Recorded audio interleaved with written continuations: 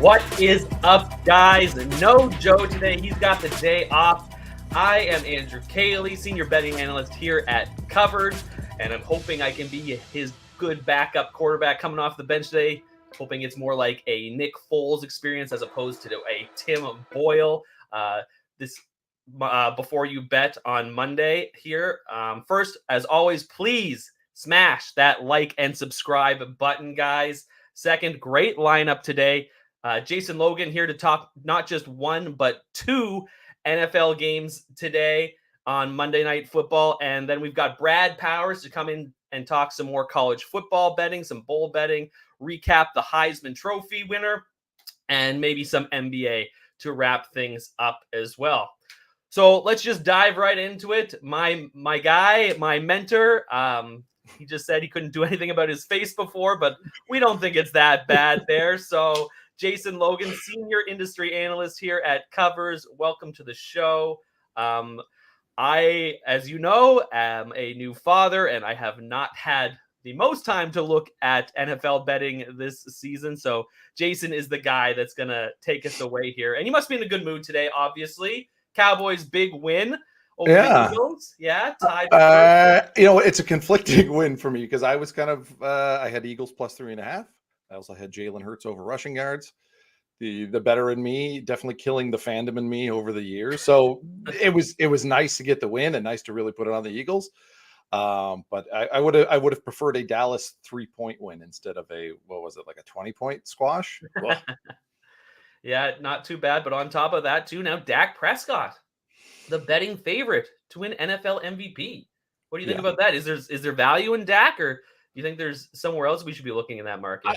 I honestly think there's value now in Brock Purdy because if you look at Dak, like he's if you want to go and check all the boxes, like in terms of like yards and touchdowns and all of these sort of things, passer rating, and if you even want to get into like the advanced stats like the EPA and the CPOE and all of those nerdy metrics, he's second in all of those stats. So like the argument for Dak being an MVP is dead. Like he should be in the MVP conversation for sure. And the Dallas Cowboys are winning games and his interceptions are down big time. But he's behind Brock Purdy and all of these other metrics. That's the one guy that just seems to have a leg up on him. And the argument against Brock Purdy is that he's this system quarterback, but he's still, making things shine here. And I think that it's set up well to come back and bet Brock Purdy, who's out there like 2-1 right now. Here's who Brock Purdy and the Niners play in the final stretch here. They got Arizona, Baltimore, Washington, and the LA Rams. So the Cards and the Commanders are number 32 and number 31 in QB rating allowed to opposing QBs. The Ravens just made Matt Stafford look like 2014 Matt Stafford. And then he gets to play the Rams at home, and Brock Purdy is a much better quarterback at home. And not to say that Dak doesn't have an easier game towards the end of the year, but he does have to play at Buffalo and at Miami, road games, and he does see his number dip in the road games and outdoor games. Then you got Detroit at home. There's an opportunity to put up some big points there. And then they play Washington in Washington. The only thing is I think the margin for error for Dak is wider. So if he has and goes to throws a 2 INT game against the Dolphins or the Bills, who have a pretty good defense, then he's going to come out of that conversation. Purdy's a much safer option, especially when you consider the competition. And then I think Tyreek Hill is probably worth a sprinkle too at 13-1 to win MVP, because if we look at the last MVP, non-quarterback MVP, it was Adrian Peterson, and he broke a record that year. Or he didn't break a record, but he had 2,000 yards rushing. He was Offensive Player of the Year and MVP. I think Tyreek set up well to make a run at it too. And at 13-1 odds, pretty good considering you can kind of make an argument against all the other quarterbacks that are ahead of him on the odds board. So that's where I'm at on the Dak thing. It's awesome. I absolutely believe he should be in the MVP conversation. And if Dallas wins out and he plays well, then he should be that front runner. But let's not forget about Brock Purdy or downgrade Brock Purdy for what he's doing. Spoiler alert, we may have a play on Tyreek Hill a little later in this game. That 2,000 yards will be a big part of him in that MVP conversation as well. But Jason, before we move on to our picks for these Monday Night Football games, I got to get your take on this whole Patrick Mahomes situation. The greatest atrocity of all time, or the worst call of all time, as he calls it. It's for those who didn't see it, Travis Kelce makes an incredible lateral play to what appeared to be the game-winning touchdown to Kadarius Toney, and he was lined up offside. The play was called off, and he was quite irate, to put it nicely, there after that game. He didn't even give Josh Allen the kind of proper that's what I this is what I feel worse about. I feel bad for Josh Allen because like Josh Allen came over to be like, hey, good game, and finally got him, finally beat his ass. And then Mahomes is just like, dude, this play, can you believe these referees? Like, it's just, I don't know. Like I said, I think we've reached the dark Mahomes. We were talking off camera. I think we've hit that dark Kermit phase. It's Kermit with the hood on, right? I quoted the Batman quote where it's like, you either die the hero or live long enough to see yourself become the villain. And I think we're hitting into Darth Mahomes phase here. I think he's going to definitely losing some fans now. So yeah, I it was kind of classic. Like, say what you want, but go and give Josh Allen his due. Yeah, don't be crappy about that. There. Yeah, it would be nice to see him come out with some sort of apology after that one, but yeah, too bad. And then of course Brittany Mahomes on Instagram, as always, calling the refs the MVP, whereas most people. Oh my God, it wasn't even a questionable call though. Like, I know that was. It's like didn't KC just kind of win a Super Bowl because of a call that maybe should have been a little? Oh well. It wasn't even like a ticky tack call or it like he was like a pass interference call or something like that. Yeah. There's like there's no gray area here. he was in the gray area essentially. Okay. So moving on here, we've got not one, but two Monday Night Football games. Yeah. Kicking off at the exact same time. Why schedule two games if they're going to kick off at the exact same time? We're going to have all phones going for our live betting tonight. It'll be very hectic, obviously. One of these games, Joe's going to be sad to miss those one. Titans visiting the Dolphins. I'm seeing Dolphins minus 13.5 with a total of 46.5 here. Jason, what are we looking at here in this matchup? All right. So my best bet, and I actually did bet under on this game earlier in the week when it was at 47. But my best bet for this one here is Raheem Mostert to find the end zone, which is something he's been really, really good at. He's the second leading scorer in terms of touchdowns scored in the NFL right now. He has 16 on the season. Yet, if you go and you look at the touchdown markets across different places, he's as far back as fourth on this board. You can get him plus 125 right now. Some sports books have him minus 165 to score a touchdown. Now, it's a lot of that has to do with Etching back on the field here, but this is a big spread, and Game Script says the Dolphins are going to be up big, especially in the second half. They'll go run heavy. You'll see a good share in carries between those running backs. And then if we look at Tennessee, they allow the fourth most red zone possessions in the league to opponents. And Mostert, while he's lost some of his snap count, he is still the preferred red zone back. And especially with the way that they can pile it on, a lot of options for scoring. I like him to find the end zone, especially at plus 125, where it's as big as minus 165 elsewhere. So love that. And here I'm hoping to do Joe proud here. We've got another plus money prop in this game, and I'm going with Tyreek Hill, his milestone receiving yards at 125 or more. You can get that at plus 165. The Titans secondary not looking so good these days, and I do not think they will be able to contain the NFL's best wide receiver. Hill has 1,481 yards so far in 12 games this season, and he's had at least 146 yards in half of those games. Now, Tennessee allows the fourth most yards per game to opposing wide receivers, and they rank 30th in the NFL in EPA per dropback. So lots of opportunities for Tyreek Hill in this one. And like I said before, if Tyreek Hill wants to be the very first NFL wide receiver to hit that 2,000-yard receiving mark, I think this is a game where he can put up some big numbers and inch closer to that number there. So got Mostert to score an anytime touchdown at plus money. We've got Tyreek Hill milestones at plus money as well. So making those dogs bark, as Joe would say. So doing him proud with him on the bench here today. Next up is another, we'll call it a barn burner here. That's Packers, could be a fun game. It could be, yeah. Packers Giants plus 6. Giants 6-point home dogs with a sky high total of 37. Oof. It seems kind of par for the course this year. So, Yeah.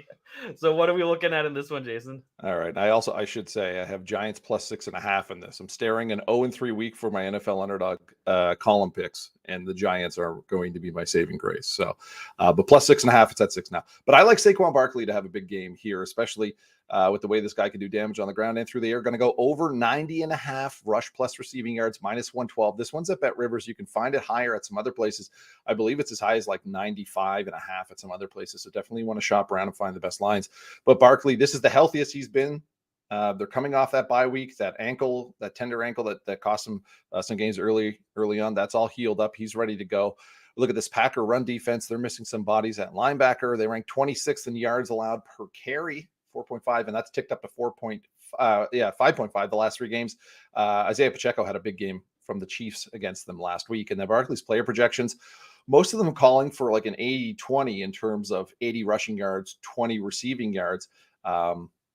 In terms of projections, and he's a guy that had over 100 yards against them in London last year. He put 115 on them total yards of offense on the Packers in 2019. So he's had success against Green Bay as well too. So I like Barkley over 90.5 rush plus receiving yards, minus 112.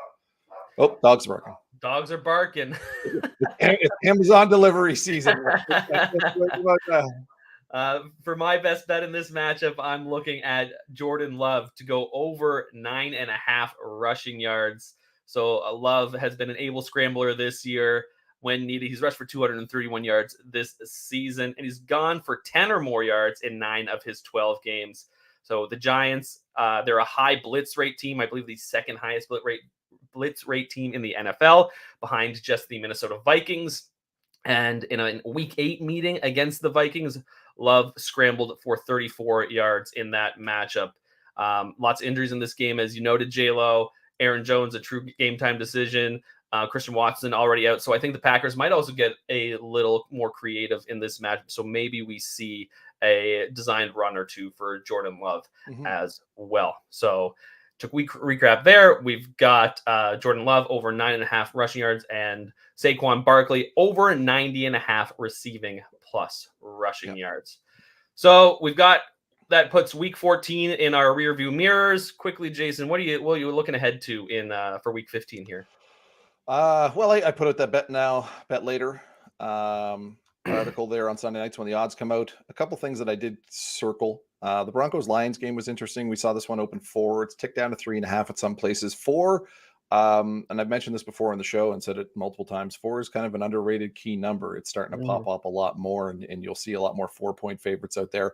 So if you do like Denver, I would say grab the 4 with them now. If you're not completely sold on the Broncos, and wait, and you can probably get the Lions a little shorter later on.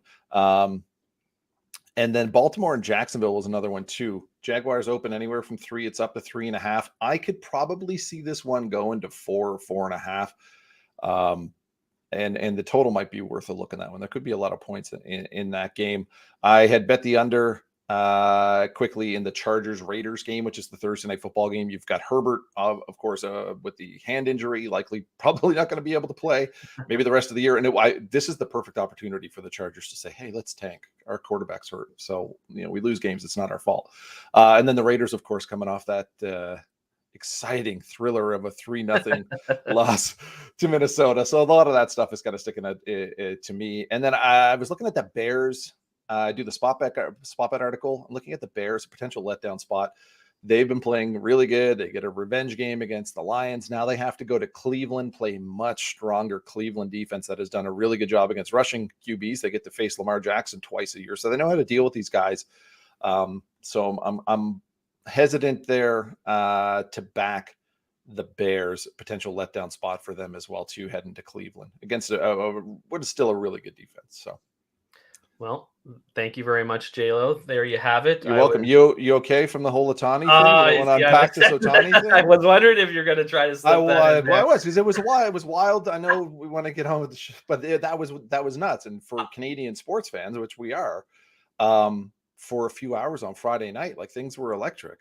I was at my son had a little grade 6 volleyball tournament. We're there. I'm in the gym sitting there scrolling. yeah, It's yeah, like, yes, yeah. yes, dear, I'm paying attention. Great serve, great serve. Uh, and I promised myself I wasn't going to buy in. And then Oh, that first report came out, and people are getting really mad about this guy, but he's a member of the Baseball Writers Association of America. yeah. Um, and then the Morosi tweet came out, and I was like, oh my goodness. But what really set it off for me was when DK moved their futures. They went from Mhm. 1,400 to 700 co-favorites to win the World Yeah. Series. And a lot of the time, that's a really good indicator of things that are happening. Like, books don't make those Yeah. decisions lightly for the most part. And obviously, those guys got duped. We all got duped, but hey, it I'll was tell fun you, while it lasted. It was a I'll, wild t- ride. I'll tell you why I'm disappointed. And I'm not the biggest baseball guy. Like I'm a Phillies fan. I'll show up when they're playing well, I guess, which usually the playoffs. But like, I'll tell you, like the impact of it was big. And so I coach youth baseball, and I was just like, man, if he comes here, that's going to be huge for just baseball in Canada. And like, just there was a buzz about town. I was at the local sports store. People were crazy, like, oh, when are you going to get Otani jerseys in? Like, it was nuts. Even my wife, who does not really care about sports and really doesn't care about baseball, I just mentioned, hey, like the Jays might get Otani. Not only did she know who he was, but she instantly went, you need to buy tickets. That's what my wife said. The exact same thing. Is like, we're coming Yeah. to Toronto. We're coming to Toronto to watch Otani play. And I was like, And I'm gonna spend my whole bonus on getting Otani jersey. yeah. I'll tell you why I'm disappointed though, because what we've seen, and this is not sports betting, but what we've seen in Canadian sports and growing up in Canada, it's always been hockey, hockey, hockey, hockey, no matter what. Any athletic talent you show, you're going to go play hockey. But like from the Vince Carter era in Toronto and Steve Nash era in basketball, that's why you see Canada's national team so strong right now and have all these great players, because there was this spike in interest in basketball. And then we're going to see it with this generation of Raptors fans that enjoyed a Yeah. championship a few years ago. There was a spike in that. You see more interest in basketball. You see more funds and more energy being put into basketball. It's going to grow that way. And I thought Otani coming to Toronto would have been massive, Would have been massive for, fantastic. would have been Oh, big for the city, would have been big for Canada in general. It would have been big for baseball throughout the entire country. So that's my rant for the day. I'm all done. perfect. All Yeah, done. Disappointed. a little disappointing, but hey, he got his bag, 700 million. He used us as Did he leverage. ever? Yeah. Good on him, and yeah, good on you, Jason, for bringing it every time here. Thank you so much. If you felt like you had to get it out, you felt a Oh, little, thank you. you I had do to appreciate get it. it. The Thank weight you. has been lifted a little bit there, Yeah. so I appreciate you for that as well. So good luck with your bets, buddy, and we'll look forward to seeing you next time whenever Joe returns here this week. All right. Thanks, Andrew. Thanks, Jason. Okay, guys. That was Jason Logan, senior industry analyst. Now, let's switch gears here and let's look at some bowl betting here and some college football with our guy from Las Vegas, Brad Powers. Brad, it's so good to see you. How are you doing today? Doing well. Long time no talk. Right? Brad and I are also putting together bowl previews for every single bowl game this season. So we've been powering through those every day here, and we'll keep doing that. But Brad, I know you were at the hallowed Army Navy game this weekend, and I know you were on the over 27.5. The under obviously is the trend in that game. And how are you feeling? You have to describe to me how you were feeling in that game. You're like, oh, and the over is going to hit here. They're at the goal line. It's going to be an easy catch.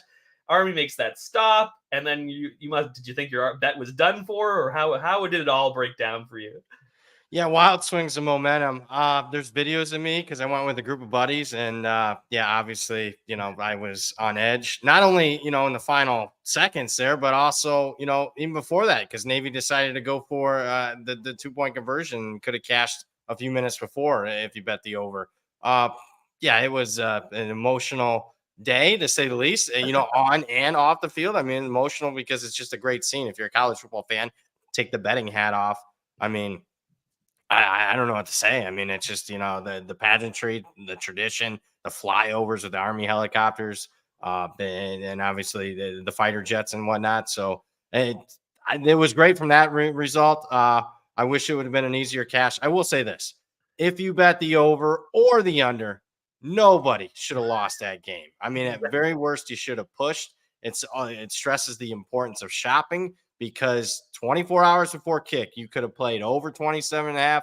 You could have played 28 or you could have played under 28.5. So anybody that lost that total, I'm in going the to shake tough my spot. finger at you. You shouldn't have lost the total. I'll put it that way. Exactly. That's what I did a preview for the game, and I've been kind of on this under for the last several years, and I understood. I was like, this is not going, the numbers say this game should go over. I understand this. Like this number is too low. I took the under 28.5.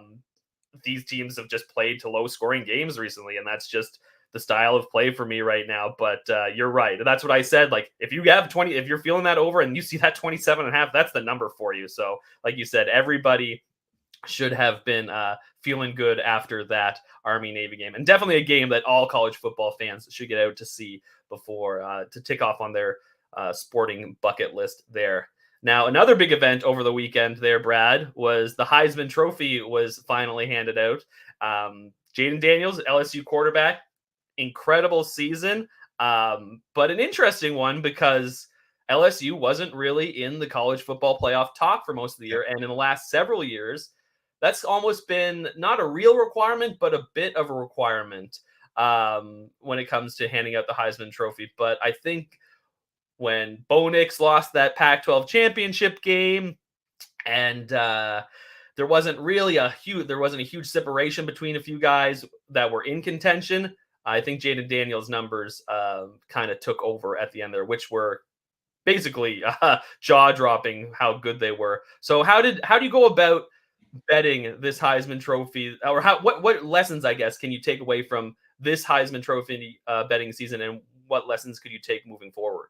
Yeah, I got a few rules when it comes to Heisman betting, and it should cash in most seasons. And I happened to, post a ticket. I had a Jaden Daniels ticket from the off season, and just following a simple formula. Although I'll mention the caveat here. Number one's quarterback award. I mean, come on. The last 20 years, I mean, only 3 non-quarterbacks have been able to win it. So if you're gonna bet in the spring or summer this upcoming season, make sure you're betting a quarterback, or at least 90% of your portfolio is quarterbacks. Don't waste your money betting a wide receiver or tight end or something like that, unless it's an absolute pizza bet for you. Number two, you want to bet on contending teams for the most part. You want a quarterback on a team that's a contender. What do I mean by that? Top 10 team, a team that's capable of winning 10 plus games. Well, Brad, I mean, Jaden Daniels just went 9-3. That is the exception, not the rule. If you looked at it coming into the season, the last 2 decades, the average regular season wins for the Heisman winner more than 11. They only played 12 games. So you're talking about national title contending teams. Obviously, you've had some exceptions with RG3, Jaden Daniels, Tim Tebow, but they made up for it in the run game. So if you're going to bet on a guy that's going to lose multiple games, make sure he's a dual threat quarterback like a Jaden Daniels. And then finally, I'll say this. I know a lot of people want to bet long shots. They want to bet a little to win a lot. It's okay to do that in the Heisman. Don't bet the favorite. There's only been one repeat winner ever. Caleb Williams was the favorite coming into the season. You shouldn't have been betting him. He shouldn't have been in your portfolio. Don't be afraid to bet guys that are 20-1 or greater. Jaden Daniels was 20-1. It's high in the offseason. Yeah, I was holding on to a Michael Penix Jr. ticket early in the year, and that was a good bet. Yeah, I was hoping it would pan out, but obviously it didn't in the end. But I was happy with the bet, like you said, and I was happy with the process. So great stuff there from Brad as well. Is there anyone that for next season you have your eye on already? He'll probably end up being the favorite, but if I was an odds maker right now, Jalen Milroe for Alabama. Yeah, I'll be the favorite. He's taken some big steps this year. Oh, to say the least. And then a lot of people come back if he gets his offense corner. I will say this. It's early. Have you seen the portal? Have you seen the coaching changes? Let's let this shake out a little bit. And usually, I'll be honest with you, I like watching spring games. I usually get a good idea of spring games. And usually most of my Heisman bets are late April, early May. Perfect. Okay, well, let's now look at the bowl season. I think you've got a bowl bet for the Military Bowl here this weekend. Virginia Tech in the Military Bowl. Going up against Tulane. Very interesting matchup here. Virginia Tech is 7.5-point favorite, which is a bit shocking if you just looked at it and you haven't been following the dreaded transfer portal, which you and I talk about a lot. But it's not just that this year. Willie Fritz, Tulane's head coach, he has basically taken his entire staff and walked on over to Houston. So it'll be interesting to see how they are coached in this game. On top of that, Hoagie's been a sneaky good bet the second half of the season. 6-2 ATS in their last 8 games. And I think a lot of that had to do with their switch to quarterback Kenyon Drones. Yep. What are your numbers saying here, Brad? Well, let me say, I'm glad you asked that numbers. I think you could throw out, like, if you're doing power ratings, you can throw them out the window this time of year, because all those data points that you had, I mean, they had Willie Fritz as the head coach. They had, Michael Pratt hasn't announced yet, and we'll get to that in a second, but had, a fully strength Tulane team. They're not going to be a full strength in this one. So throw the power rating out. And you mentioned the Virginia Tech side, and I'll start with that. The trend line's really good. This is a second-year coach. They exceeded expectations. They're excited to be in a bowl game. You saw them annihilate Virginia in the finale to get the bowl eligibility. The Jones is not in the transfer portal. He already transferred to Virginia Tech. They're looking to build and really continue this great finish into the offseason. So I like the trajectory of Virginia Tech. Obviously, I don't of Tulane. And I thought we start to saw signs in their last game in the AAC championship game. They're facing an SMU team with a backup quarterback. They get dominated. I know the score, 26-14. It couldn't have been too bad. Keep in mind, Tulane was at home. They were favored. And I'm here to tell you, SMU was like -3 in turnovers in the game and still dominated Tulane. So, Tulane's got a lot of guys in the portal. Not all of them are officially announced yet. And you see that with G5 teams. They're a little bit late to the news. I am guessing, and I am hearing that Michael Pratt is not going to play. And if that's the case, with the transfer portal, they have a couple of their backups in the portal at quarterback, a couple guys injured. There's a possibility Tulane's going to be down to a 5th-string walk-on quarterback. Let's lay the points. Virginia Tech blows them the points. I love that there. Like I said, I love Kenyon Drones. Obviously, he has some room to grow, but there's just a lot of red flags there for Tulane in this year's Military Bowl. Well, thank you very much, Brad, for your time today. Really appreciate it. Good luck with your bowl bets, and we'll be talking again soon with even more bowl bets going forward. Yes, we will, man. Take care. Okay. You too. Okay, guys. So before we get you out of here, obviously no John Metler today either, but I still wanted to give you guys an NBA play for tonight's action. I'm kind of the resident Raptors guy around here. And while they have been an absolutely infuriating team to handicap this year, I found one bet that's been hitting at a pretty good rate. And we're looking at the Raptors to go under their team total of 108.5. Now, Toronto is not a great shooting team. They rank 23rd in offensive rating and 25th in effective field goal percentage. And that really becomes evident when they're playing solid defensive teams. Toronto has played 10 games this season against top 15 defense in terms of defensive rating, and they are scoring just 101.1 points per game in those contests with the high water mark of 107.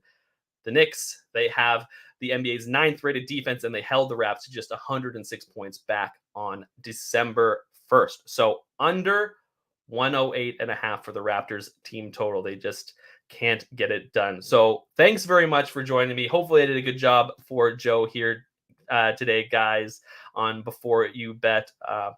He should be back again this week. Please make sure to smash that like and subscribe button. And good luck with your bets, guys, whether you're following or fading. And have a great day.